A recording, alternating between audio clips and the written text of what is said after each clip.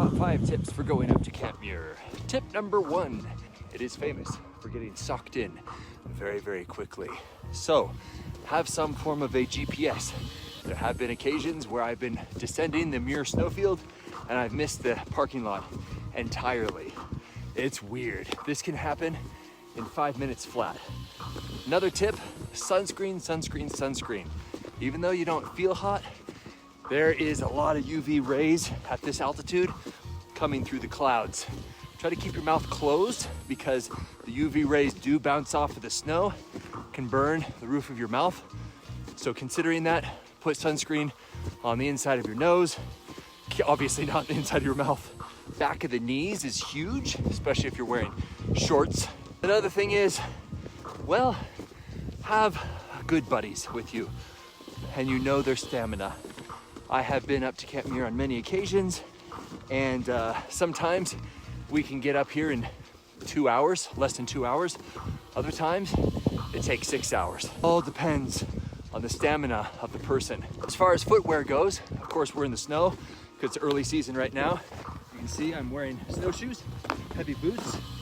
I would say 90% of the time you can just get away with trail running shoes. I wear Solomon Speed Cross shoes. Then another thing to keep in mind is water. There is typically an area up here where you can purify water. It's called Pebble Creek. It's about maybe halfway to Muir. So it's a nice little watering spot. However, I doubt with all this snow, we're gonna actually have access to water. So for me, I tend to go fairly light, about 2 liters for me. And then with the ability to fill up using my Sawyer squeeze filtration system. Lastly, speaking of sun, and this, it has to do with glacier goggles. Now these, as you can see, they kind of wrap around my face. Glacier goggles are infinitely superior to regular sunglasses because regular sunglasses, the UV rays can bounce underneath and you end up just kind of squinting the entire time, and it's just a pain. It's so exhausting to be squinting the entire time. So those are my top tips for going up to Muir.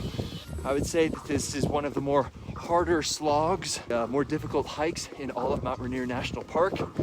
It is definitely the elitist type hike, apart from summiting Mount Rainier itself, which we do annually, but this time it's just a day hike up among the clouds here. It's quite beautiful.